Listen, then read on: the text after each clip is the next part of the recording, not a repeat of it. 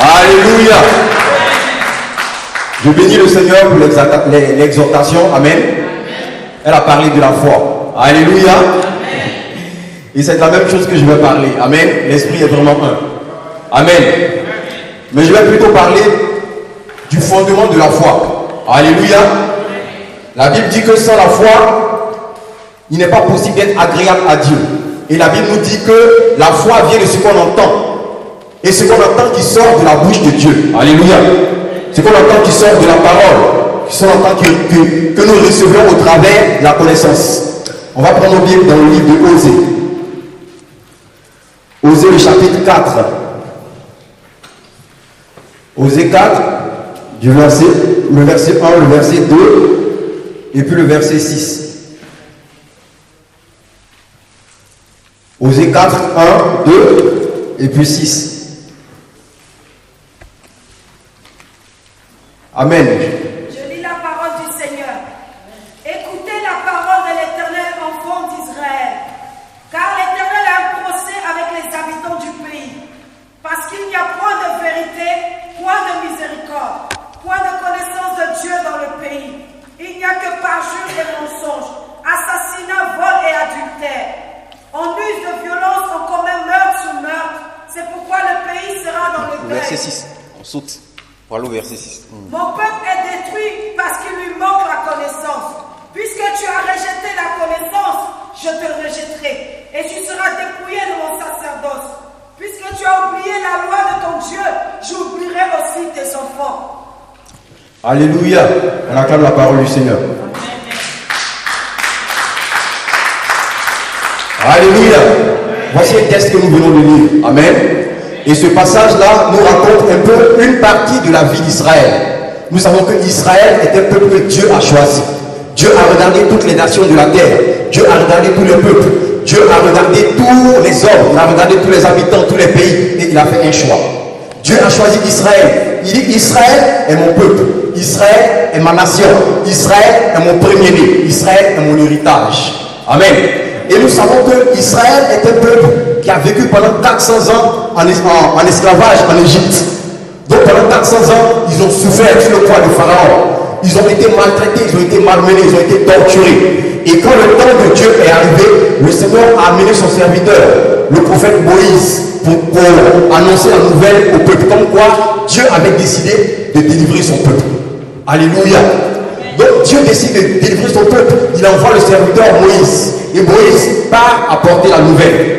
Nous savons comment est-ce que Dieu a délivré le peuple d'Israël par des miracles, par des prodiges. Il a manifesté sa gloire. Il a fendu la mer rouge. Nous savons tout ce que le Seigneur a fait afin de délivrer son peuple. Alléluia.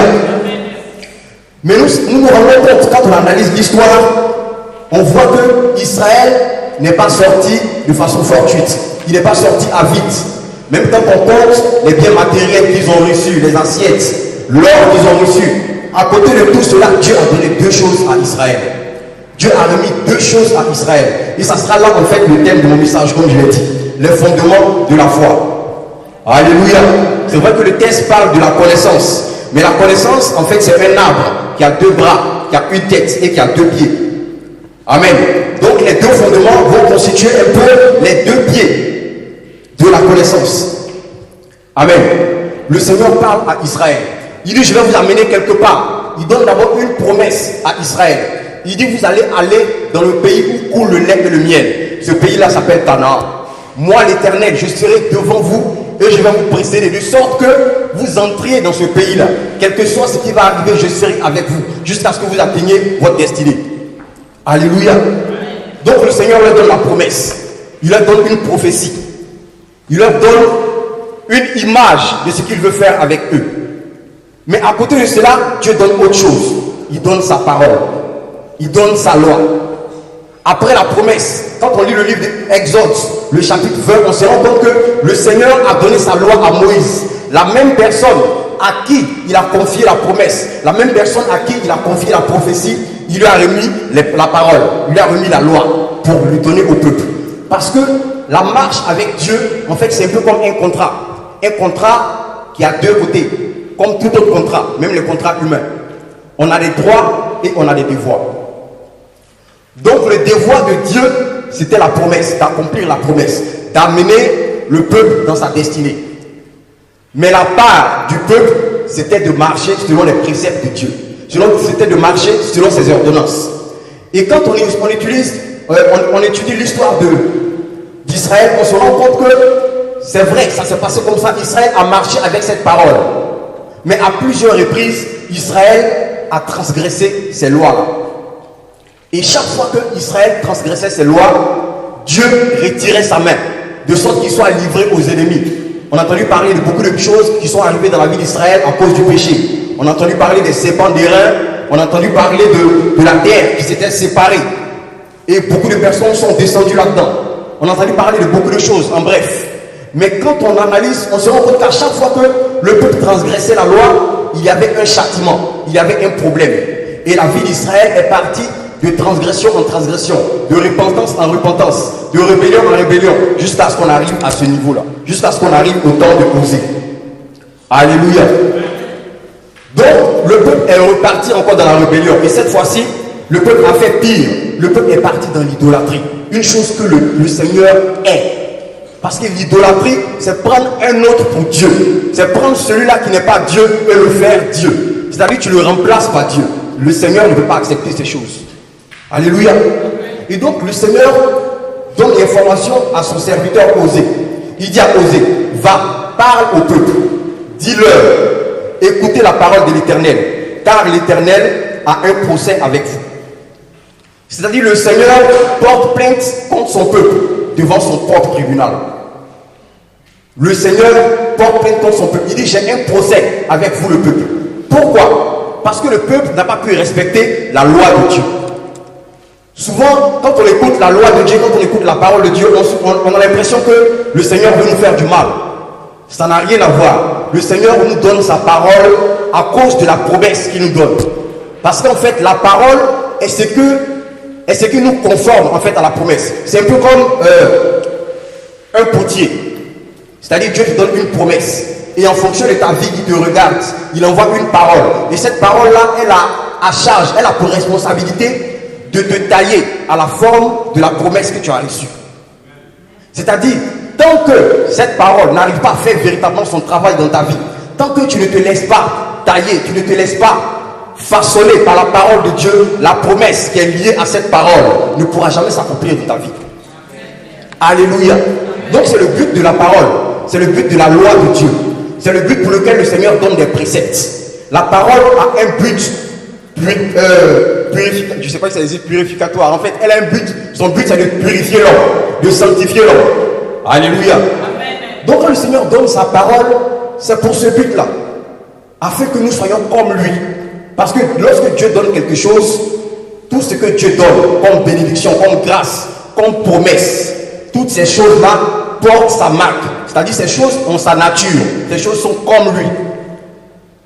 Et quand tu te donnes la promesse, la parole vient en fait te rendre semblable à Dieu. Parce que si tu n'es pas semblable à Dieu, cette promesse-là, tu ne pourras pas jouir pleinement d'elle. Alléluia. Donc le Seigneur dit, j'ai un procès avec vous. Pourquoi? Il explique. Il dit, parce qu'il n'y a point de vérité en vous. Il n'y a point de miséricorde. Il n'y a point de connaissance de Dieu. Le Seigneur donne la raison.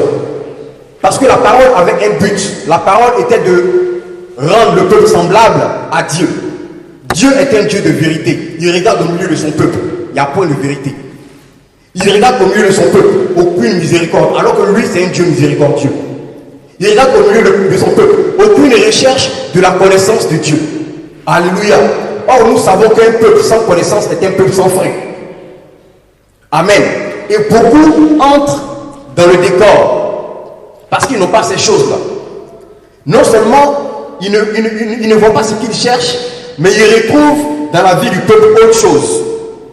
Au verset 2, il dit, il n'y a que parjure, il n'y a que mensonge, il n'y a qu'assassinat, il n'y a que vol, il n'y a qu'adultère, on use de violence, on commet meurtre sur meurtre. Le Seigneur cherche des choses dans la vie de ses enfants. Il cherche des choses dans la vie de son peuple. Il ne trouve pas. Non seulement il ne trouve pas, mais il trouve autre chose qui n'a rien à voir avec lui. Amen. C'est comme un père qui met au monde son fils. Nous savons qu'Israël est son premier fils. Il met au monde un fils. Le fils grandit, il prend le temps. Il prend soin de l'enfant, il le nourrit, il paye ses études, il fait tout. Et quand, au fur et à mesure que l'enfant grandit, les traits naissent. Parce que lorsque les enfants sont bébés, on se rend compte que tous les enfants se ressemblent. On ne voit pas véritablement les traits. Mais au fur et à mesure que l'enfant grandit, les traits sortent. Et Dieu regarde son fils. Il voit qu'il n'y a même pas de trait de ressemblance. Il regarde son visage, ça n'a rien à voir. Il regarde ses pieds, ça n'a rien à voir. Il regarde la voix, ça n'a rien à voir. Non seulement il n'a pas ses traits à lui, mais il voit les traits du voisin. Je ne sais pas si vous voyez un peu l'image. C'est-à-dire un père, le petit grandit, tout ce qu'il a en lui, il cherche à l'enfant, il ne le retrouve pas. Et ce qu'il retrouve, c'est les qualificatifs du voisin. Parce que le mensonge, ça ne vient pas de Dieu, ça vient du voisin. Alléluia. Les meurtres, ça ne vient pas de Dieu, ça vient du voisin. Les violences ne viennent pas de Dieu, ça vient du voisin. Donc voici la raison pour laquelle Dieu s'est élevé contre son peuple. Parce qu'il se pose une question. Ce peuple-là, c'est mon fils ou c'est le fils du voisin? Or, nous savons que le peuple se réclame jusqu'à aujourd'hui le seul peuple de Dieu. C'était la marque de Dieu. Tous les hommes de la terre ont la même morphologie, on a tous la même tête, les bras et tout. Mais la seule différence, c'est que Israël avait la marque de Dieu sur lui. Amen. Donc le Seigneur s'élève en procès contre Dieu. En procès contre son peuple. Il dit, j'ai un procès contre vous. Aujourd'hui, il faille qu'il y ait un jugement. Et vous allez recevoir ce châtiment. Alléluia. Parce que le peuple avait péché. Il fallait que le peuple revienne à Dieu. Mais ce que j'aime, c'est que le Seigneur, qui était celui-là qui gardait, vous savez, lorsque tu as des problèmes avec un homme, tu peux être en justice avec un être humain. Dieu peut intervenir. Mais quand c'est Dieu qui se plaît contre toi, quand la partie adverse, c'est l'Éternel, qui est-ce qui va intervenir pour toi? Ce Dieu-là qui a soutenu Israël, ce Dieu qui a délivré Israël, ce Dieu-là qui, lorsque Israël était malade, il prenait soin de lui. Ce Dieu-là, lorsque Israël était attaqué, il s'élevait comme le juste juge pour opérer, manifester sa justice dans la vie d'Israël. Aujourd'hui, le peuple est contre Israël. D'où viendra le secours d'Israël? À gauche et à droite, aucun secours. Et aujourd'hui, dans la vie de beaucoup d'enfants de Dieu, il y a des procès. Le Seigneur a des procès avec des personnes. Il rencontre des blocages dans leur vie. Il voit des portes qui sont fermées. Il voit des opportunités. Ils étaient prêts à saisir. Et la chose disparaît. Ce n'est pas forcément des choses venant de l'ennemi. Ce n'est pas forcément des choses qui viennent de la sorcellerie. Parce que l'Éternel peut s'élever en procès contre son peuple. Alléluia. Il faudrait que chacun de nous analyse sa vie. La Bible dit que il n'est pas bien, je paraphrase. Il est dangereux de tomber, il est dangereux de tomber entre les mains du Dieu redoutable. Parce que quand tu tombes entre ses mains, qui va te délivrer? Dieu s'élève contre beaucoup de personnes. Beaucoup de blocages ne viennent pas de la sorcellerie, ça ne vient pas du maraboutage, ça ne vient pas des vaudous. Mais à cause du fait que la parole de Dieu n'est pas reflétée dans notre vie. C'est ça la différence. Parce que les hommes du monde, comme Marie l'a dit, l'argent, le monde là, les mariages, le monde là, les voitures, le monde là. Qu'est-ce qui fait la différence entre nous et le monde? C'est la marque de la parole dans notre vie. C'est tout. Alléluia. Et donc, un enfant de Dieu, un chrétien qui n'a pas la marque de la parole de Dieu, qui n'a pas la marque de Jésus en lui, il est considéré comme un ennemi. Et du coup, il est sous un procès. Alléluia. Mais ce que j'aime, c'est que notre Dieu, il est miséricordieux. Notre Seigneur, il est compatissant. C'est vrai qu'il s'est élevé contre le peuple en procès. Il s'est élevé comme un juge, comme un procureur qui accusait son peuple, qui attaquait son peuple. Mais au verset 6, il prend un autre manteau. Il prend le manteau de l'avocat. Il dit en vérité, c'est vrai que je ne suis pas content de vous. Je ne suis pas content de votre comportement. Je ne suis pas content de tout ce que vous faites. Mais ce n'est pas moi qui vous détruis. La destruction vient de quelqu'un d'autre. Et il explique, il éclaire à son peuple. Il dit la destruction vient du manque de connaissance. Parce que mon peuple est détruit à cause de l'ignorance. Voici le vrai problème.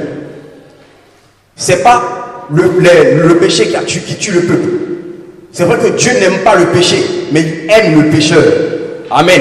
De sorte que quand Dieu a quelque chose à te reprocher, même quand le Seigneur a un procès contre toi, il passe derrière pour te donner la solution. Il l'a fait avec beaucoup de personnes dans la Bible. Donc il faut qu'on comprenne qu'il faille qu'on puisse s'attacher à la connaissance, qu'on puisse s'attacher à la parole de Dieu, qu'on puisse s'attacher aux préceptes et aux lois de Dieu. La différence entre un chrétien victorieux et un chrétien qui reste dans la stagnation, c'est le niveau de connaissance. C'est le niveau de révélation, il n'y a rien d'autre. Il n'y a pas une personne qui a un Saint-Esprit plus grand que l'autre.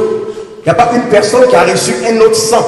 Il n'y a pas un autre sang qui est versé pour qui que ce soit. C'est le même sang qui est versé pour nous tous. C'est le même Jésus qui est allé à la croix pour nous. C'est le même Père que nous avons. Et c'est le même Saint-Esprit que nous avons reçu. Mais pourquoi certains avancent, d'autres reculent, d'autres stagnent? C'est le niveau de révélation. C'est le niveau de connaissance. Quelle est la connaissance que tu as? Tu me dis la connaissance que tu as, je te dirai la position que tu as spirituellement. Amen. Beaucoup meurent à cause du manque de connaissance. Ce n'est pas à cause du péché. Si on analyse par exemple la vie de David, on voit que David a péché. Et lui-même, les trois dimensions de son être a péché. Son esprit a péché, son âme a péché, son corps a péché. Alléluia. Les trois dimensions ont péché. La Bible dit qu'il était à son balcon. Pendant que les gens étaient en guerre, il prenait du bon temps à son balcon. Et il a vu une femme, il a convoité la femme. Or, le Seigneur nous fait comprendre que la convoitise est un péché en pensée, un péché en esprit. Donc, il a péché. Après cela, il est allé avec la femme, il a commis l'adultère, son corps a péché. Et après cela, puisqu'il était roi, à cause de sa renommée, à cause de sa réputation, il ne pouvait pas se laisser humilier aux yeux de tout le peuple. Donc, il a voulu qu'on tue Uri par orgueil. Son âme a péché. Donc, son esprit, son âme et son corps ont péché. Mais ce qui est exceptionnel, c'est que David n'a pas été détruit. Quelle a été la différence? David connaissait son Dieu. David a pris le temps d'analyser comment est-ce qu'il faut marcher avec son Dieu. David savait que son Dieu n'était pas content de lui. Il savait que Dieu avait un procès contre lui. Mais il savait qu'il y avait un chemin appelé la repentance. Et quand il se repentait, il savait que son Dieu allait lui pardonner. Et la Bible nous le dit.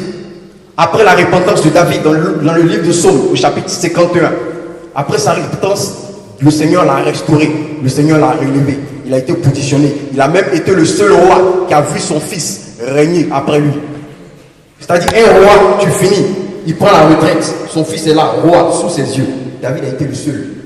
Pourquoi? Parce qu'il a pris le temps de connaître Dieu. Il a pris le temps de s'attacher à la parole de Dieu. Et c'est pour ça lui-même il dit, je sais ta parole dans mon cœur, afin de ne point pécher contre toi. Il dit, ta parole est une lumière à mes pieds, est une lampe à mes pieds et une lumière sur mon sentier. Ça a été ça, la force de David. Alléluia. Le mois dernier, j'ai écouté le témoignage d'un ancien sataniste. Qu'est-ce qu'il a dit? Il dit, de même que l'Éternel donne des commandements à ses enfants, de la même manière, le diable aussi donne des commandements. Et il dit le commandement numéro 1, c'est ce qui a attiré mon attention. Le commandement numéro 1, c'est d'empêcher les chrétiens de méditer la parole.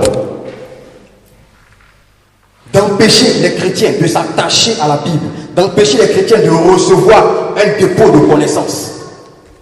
Et quand j'ai pris le temps, j'ai examiné un peu autour de moi-même, ma propre vie, la vie de mes frères, de mes sœurs et tout ça. J'ai vu que ce but-là est vraiment accompli. Cette mission que le diable a donnée à ses serviteurs, il l'accomplit vraiment dans nos vies.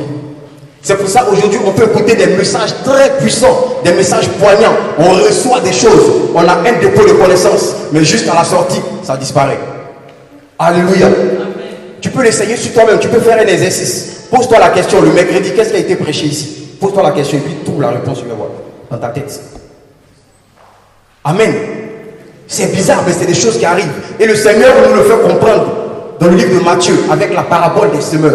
Il dit, il y a 4 types de terre. C'est-à-dire, il parle des hommes, des chrétiens.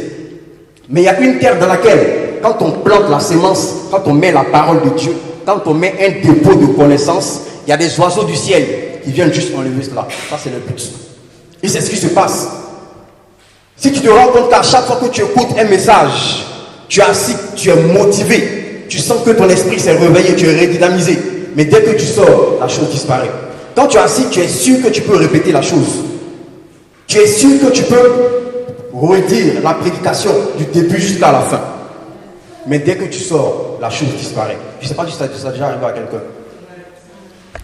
Le mois dernier, par exemple, il y a le groupe musical qui est allé voir une prophétesse. Ils sont allés voir une prophétesse, ils ont écouté la prophétesse, elle a vraiment prêché, j'étais là. Dès qu'elles sont entrées, elles disent, oh Patrice, mais tu as raté. Tu as raté, vraiment, elle a trop prêché. Non, elle a prêché, la dame. Donc j'écoutais, je souriais. Et j'ai demandé à une, elle a parlé de quoi? Elle dit, elle a parlé de... Et puis elle a freiné. Elle dit, elle a parlé de quoi? Elle a parlé de quoi? Elle a fouillé, elle a appelé, elle n'a pas pu trouver. Elle a appelé une deuxième. La deuxième est venue. Je dis, mais il paraît qu'elle a gâté le coin là-bas. Hein? Elle dit, oui, non, mais elle a trop gâté le coin. Je dis, elle a parlé de quoi? Elle n'a pas pu trouver. Elle a cherché, elle n'a pas pu trouver. Elles ont appelé encore une troisième, Marie. C'est Marie qui a pu parler. Marie dit, elle a parlé. Et puis elle a cherché, elle a trouvé un peu. Donc tout ce qu'elles avaient reçu. Parce que moi je crois que quand on vient dans la présence de Dieu, on reçoit forcément un dépôt. Il n'y a rien à faire. On le reçoit. Mais tout ce qu'elles avaient reçu, à la sortie, elles l'ont perdu. Parce que quand on ne reçoit rien, on ne peut pas savoir ce qu'on a reçu. Elles savaient que la chose était puissante. La chose était grandiose. La chose était motivatrice. Mais la chose est où? La chose est partie. Alléluia. Et ça, il y a des démons qui le font. Il y a des démons qui ont un but spécial. Leur but spécial, c'est juste pour ça. Vous savez, j'ai pris le temps de Genèse jusqu'à Apocalypse. Qu'est-ce que le diable attaque? Pour les ennemis, il peut faire tout ce qu'il veut. Mais pour les enfants de Dieu, c'est ta connaissance qu'il attaque. C'est la connaissance que tu as, le dépôt que tu as de la parole de Dieu, c'est ce qu'il attaque. Dans le livre de Genèse, la Bible dit qu'il vient, il voit Ève. Il dit à Ève, il la salue d'abord, la sœur en Christ. Il a béni. Tu es glorieuse, tu es bien habillée et tout ça. Le Seigneur vous a donné une parole, vous a donné une prophétie. Il vous a dit que vous allez régner, vous allez dominer, vous allez être fécond et tout ça, c'est bien. Mais après ça, il a donné une loi. Quelle est la loi qu'il a donnée? Et la sœur en Christ, Ève, elle prend la parole. Elle dit, le Seigneur dit de manger les fruits de tous les arbres. Mais le fruit de l'arbre de la connaissance du bien et du mal, de ne pas manger, mais de ne pas toucher. Le de ne pas toucher, si tu le cherches dans la Bible, tu ne le trouveras jamais. Alléluia. C'est écrit nulle part. Pourquoi? Parce que Dieu n'a pas dit cela. Et quand le diable s'est rendu compte que la connaissance que Ève avait était défaillante, il a eu une porte d'entrée. Il est entré et il a tout bouleversé. Et c'est ce qui nous a créé les problèmes jusqu'aujourd'hui. Adam et Ève. Alléluia. Il faut qu'on arrive vraiment à s'attacher aux promesses de Dieu. Lorsque Dieu te donne une promesse, prends le temps, fouille dans la Bible. Quelles sont les lois et les préceptes qui sont attachés à cela? Quelles sont les paroles? Quels sont les comportements? Aujourd'hui, quand on parle de loi, beaucoup pensent que non, nous ne sommes plus sous la loi, nous sommes sous la grâce. Alléluia. Mais la grâce, c'est une loi. C'est ce que Paul dit dans Romains 8, verset 2. Il dit, la loi de l'esprit de vie m'a délivré de la loi de la mort. Qu'est-ce qu'il appelle la loi de l'esprit de vie? C'est la grâce. Donc, la grâce qui est la loi de l'esprit de vie est une loi. Alléluia. Donc, nous vivons sous une loi, mais pas sous la loi de Moïse. Nous vivons sous une nouvelle loi, sous une nouvelle alliance. Mais il y a des préceptes, il y a des exigences. Alléluia. Alléluia. C'est ce que le diable attaque. Même quand le Seigneur Jésus est venu dans son ministère terrestre, la Bible dit qu'il est parti jeûner pendant 40 jours et 40 nuits. Et quand il a fini de jeûner, le diable est venu. Pas avec un feu, pas pour le paralyser, rien de tout cela. Il est venu juste remuer sa connaissance, tester pour voir en fait si ce qu'il a reçu de Dieu, s'il maintient cela ferme, si cela est inébranlable dans sa vie. Il le regarde avec son discernement pas possible. Il dit, tu as faim. Tu as faim. Prends les pierres, transforme-les en pain et mange afin que tu aies la vie. Parce que le diable aussi avait la connaissance. Mais ce que j'aime, ce qui me plaît, c'est que le diable avait une connaissance limitée. J'explique. La connaissance du diable, c'était quoi? Le diable savait qu'une pierre devait se transformer en pain et que les hommes devaient en manger pour avoir la vie. Je pense que quelqu'un voit. Alléluia. Une pierre devait se transformer en pain pour que les hommes en mangent. Donc il lui dit, par rapport à ma connaissance, je sais que tu as faim, donc tu as besoin de pain. Prends la pierre, que la pierre devienne du pain afin que tu en manges.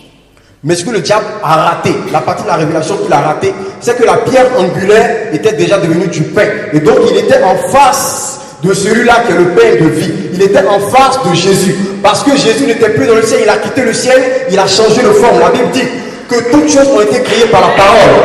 La parole s'est faite chair. Elle est venue habiter au milieu de nous. De sorte que celui-là qui la reçoit ait le pouvoir de devenir enfant de Dieu. C'est-à-dire le niveau de pain, c'est pour ceux qui ne sont pas encore enfants de Dieu. Quand tu as le pain, tu manges le pain, tu reçois le pouvoir de devenir enfant de Dieu. Or, Jésus n'avait pas besoin de devenir enfant de Dieu. Il était déjà un enfant de Dieu. Amen. Il était déjà un enfant de Dieu. Donc il dit, prends le pain, il dit, non, moi, l'homme ne vivra pas de pain seulement. Il ne dit pas les hommes. Il dit l'homme ne vivra pas de pain seulement. C'est-à-dire il parle de lui-même. En tant qu'un enfant de Dieu, je n'ai pas besoin de ce pain. Je n'ai pas besoin que le pain devienne, la pierre devienne du pain et que je la mange parce que moi, je suis déjà un enfant de Dieu. Et un enfant de Dieu, il ne recherche plus du pain. Il ne recherche plus les choses matérielles, mais il recherche la parole de Dieu. Il recherche la connaissance de Dieu afin de marcher selon elle. Et c'est de ça qu'il vit. Alléluia.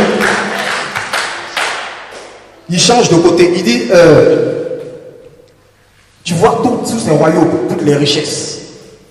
Si tu te prosternes devant moi, si tu m'adores, je vais te donner toutes ces choses. Parce que le diable avait la connaissance. Il savait que dans l'adoration, les hommes reçoivent des choses. Il sait qu'en adorant, on reçoit des choses. Une personne qui n'est pas une adoratrice, si tu n'es pas adoratrice, tu vas avoir des choses éphémères. Des miettes.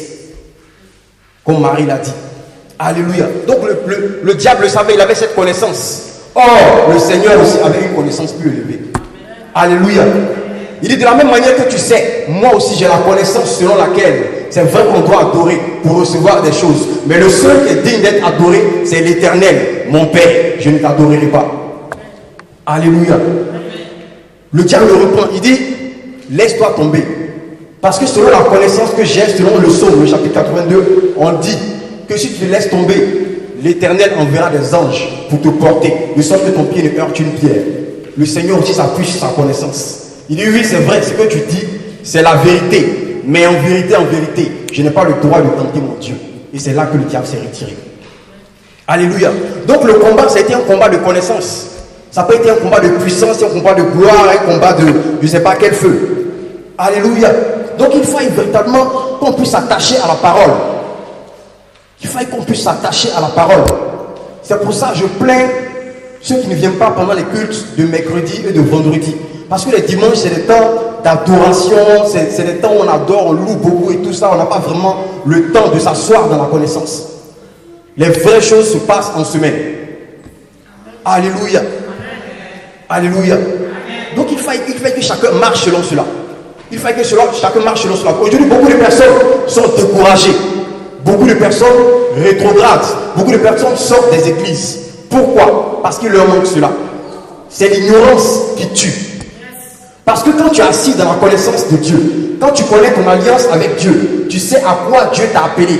Lorsque le diable te dit par exemple, allons à Washington, parce que là-bas, Obama est là-bas, tu dis non, moi j'ai été appelé à aller à Canaan. Parce que le diable peut te présenter d'autres villes aussi, où des choses brillent, où il y a un certain lait, un certain miel apparent qui se manifeste. Mais il fallait que tu aies la connaissance de savoir qu'en fait, c'est vrai que c'est un bon pays, c'est un pays beau, mais ce n'est pas ce à quoi Dieu m'a appelé.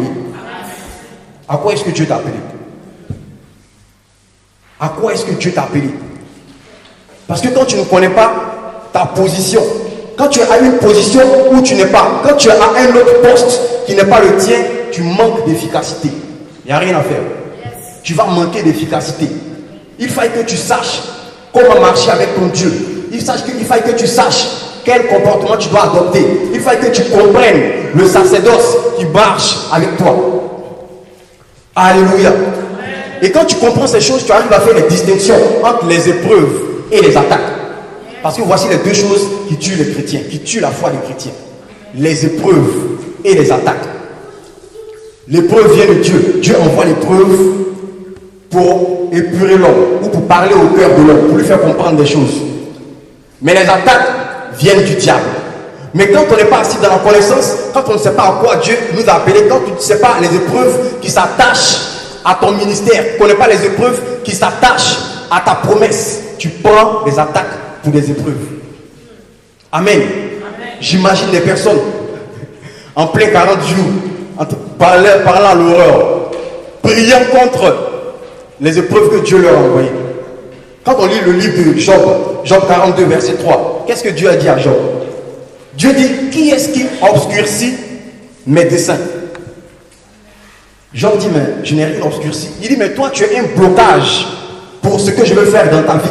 J'ai des grands projets pour toi, mais toi-même, tu es un blocage. Job s'étonne. Job dit, mais je suis un blocage comment? Je ne comprends pas.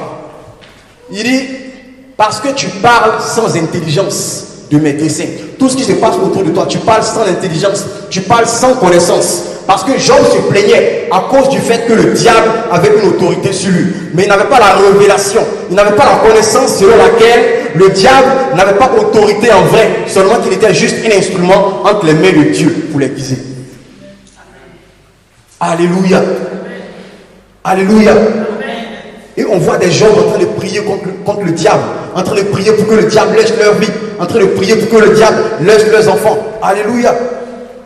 Derrière ce diable, Dieu est caché là-bas, il est juste un instrument. Et quelle est ta prière? Quelle est la prière ou quel est le genre de gêne que tu vas faire pour vaincre Dieu? Ça n'existe pas. Quand on est en temps de preuve, on prie afin que le Seigneur te fortifie, te donne la force pour traverser le désert. Alléluia. C'est quand on a le temps d'attaque qu'on se lève et on manifeste l'autorité que Christ nous a donnée. Alléluia. Amen. Quand on étudie la vie du Seigneur, le Seigneur l'a fait. Amen. Il y a des jours où le Seigneur a manifesté son autorité. La Bible dit qu'il est allé dans le temple et il a fait sortir les gens, les anciens, les autorités, tout ça, qui faisaient du commerce dans le temple. Il les a fait sortir, il a manifesté sa gloire pour les faire sortir, pour les mettre tous dehors. Pourquoi? Parce qu'il s'est rendu compte que cela était un blocage pour l'œuvre de Dieu. Ils étaient un blocage pour l'avancement de Dieu. Donc, c'était une attaque.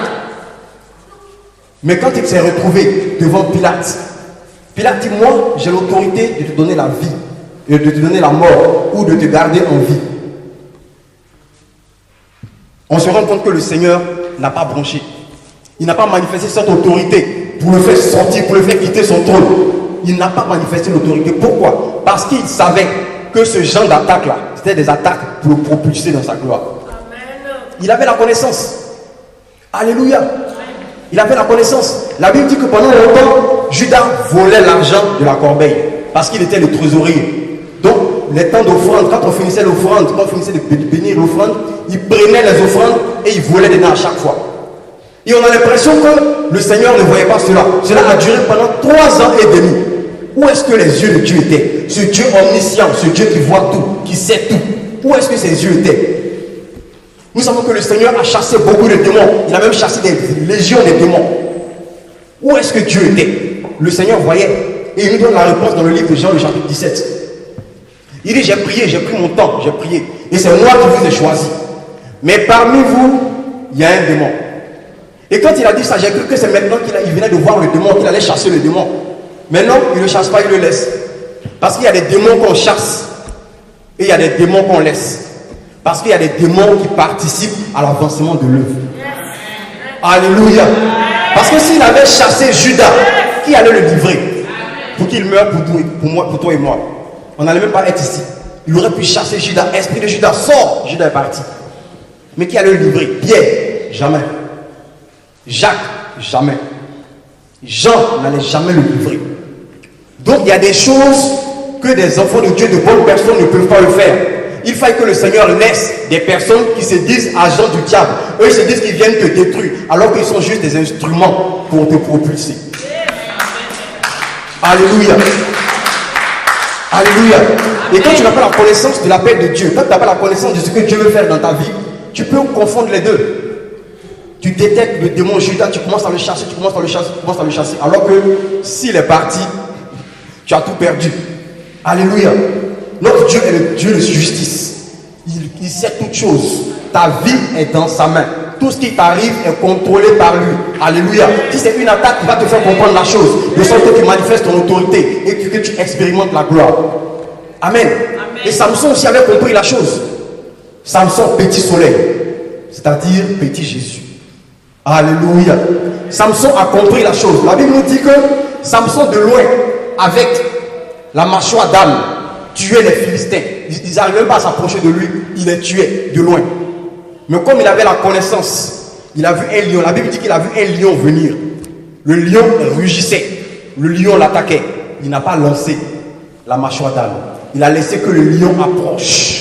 Et quand le lion est venu, dans ma Bible, c'est pas écrit qu'il a tué le lion.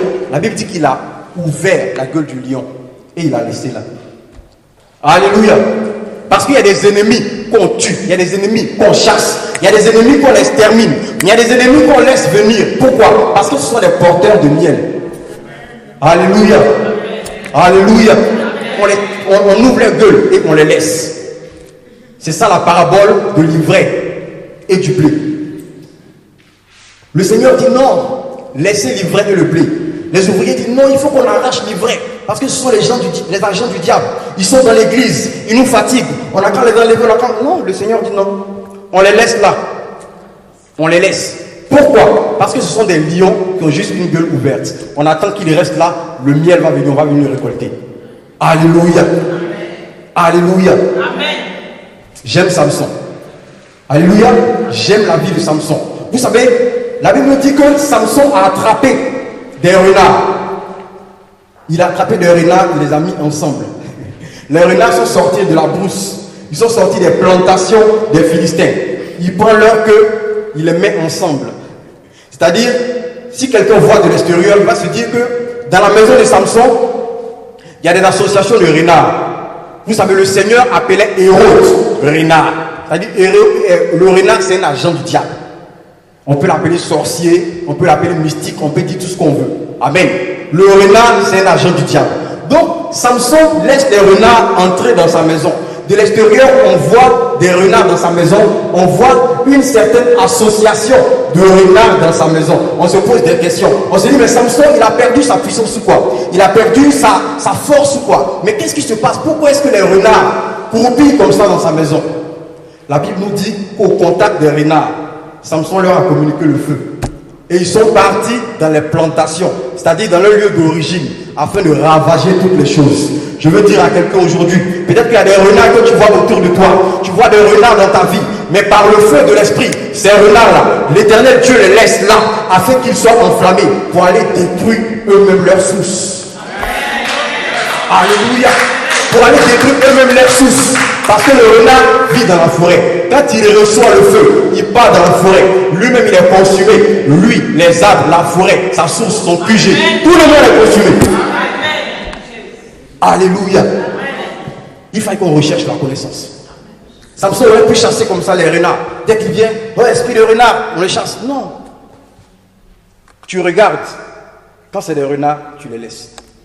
Tu regardes. Quand c'est un lion, tu ouvres sa gueule. Alléluia. Tu regardes, si c'est de l'ivraie, tu le laisses. C'est vrai que c'est une mauvaise plante, c'est une mauvaise herbe. Mais laisse-moi te dire qu'il y a des mauvaises herbes qui servent dans le grec aux bonnes herbes. Alléluia. Gloire à Jésus. Il faut qu'on s'attache à la parole de Dieu. Qu'on s'attache à la connaissance de Dieu. Qu'on s'attache véritablement à ce que le Seigneur nous donne comme loi, comme ordonnance. C'est vrai que c'est difficile. C'est dur. Souvent même on veut relâcher, on veut reculer.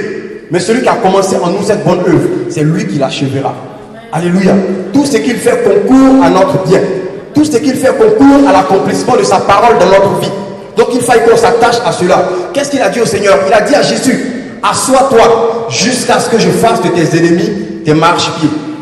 C'est-à-dire, il dit à Jésus de s'asseoir. Il nous dit de s'asseoir. Il dit, toi, Shekinah, assois-toi. Ma soeur, mon frère, assois-toi. Jusqu'à ce que, mon Dieu, je fasse de tes ennemis des marchepieds. Alléluia. C'est-à-dire, pendant que le Seigneur est en train de faire des ennemis des marchepieds, qu'est-ce que toi tu fais? Rien. Il dit, non, assois-toi, tu es assis. Et on se dit, non, mais il est assis. Elle est assise. Elle est inactive. Elle ne peut pas avancer. Dans sa vie, il n'y a aucune percée. Or, le Seigneur est en train de faire un travail. Mais si tu veux chasser ses ennemis, si tu n'as pas la connaissance de la chose de Dieu, si tu n'as pas la révélation de ce que Dieu veut faire dans ta vie, que tu les chasses, sur quoi tu vas marcher? Parce qu'un marche-pied, c'est un peu comme un escalier. Sur quoi est-ce que tu vas marcher pour atteindre ce à quoi Dieu veut t'amener? Alléluia. Alléluia. Pour finir, je vais donner 3 principes. Amen. Pour avoir une vie victorieuse, pour avoir une vie qui expérimente la gloire de Dieu de jour en jour, il y a 3 choses. Comme j'ai dit, il y a la promesse et il y a la loi. Il faut connaître la promesse de Dieu pour ta vie. Parce que dans la Bible, il y a beaucoup de promesses. Il y a beaucoup de prophéties qui ont été libérées. Mais ces prophéties-là, il faut savoir quelles sont celles-là qui te sont destinées à toi personnellement. Et quand tu les connais, tu cherches les lois qui s'attachent à cela. Tu cherches le comportement qui s'attache à cela. Et tu t'arranges à ce que ces paroles, ces ordonnances prennent vie en toi. Et quand cela prendra vie en toi, tu verras que la promesse qui s'attache à cela s'accomplira. Alléluia. Numéro 2, il faut faire référence à celui-là qui fait la promesse. L'éternel Dieu, celui-là qui t'a donné ta promesse. Lorsqu'il y a des vents, quand il y a des marées, il y a des tempêtes, lorsque tu ne te retrouves pas, lorsque tu te rends compte que tout ce que Dieu t'a dit, tu constates le contraire, retourne à Dieu. Celui qui t'a donné la promesse, celui qui a parlé, retourne à lui afin qu'il te donne des précisions. Il ne faille pas que tu t'appuies sur ta propre intelligence, que tu t'appuies sur ta propre sagesse, sur tes contacts, sur tout ce que tu as comme compétences, diplômes et autres. Il faille que tu t'appuies sur celui-là qui t'a fait la promesse. Parce qu'en vérité, ce n'est pas l'homme qui a accompli la promesse de Dieu, c'est Dieu qui a accompli la promesse, mais en l'homme. Alléluia. Et le 3e principe, lorsque tu serais retourné à Dieu, quand tu l'aurais écouté, quand il te donnera les préceptes, arrange-toi à mettre cela en pratique. Parce que la bénédiction de Dieu, à plusieurs reprises, cela est conditionnel. Alléluia. Donc c'est les 3 principes. Connaître la parole de Dieu. Avoir la connaissance de ce que Dieu veut pour toi. 2, s'appuyer sur Dieu pour cette chose.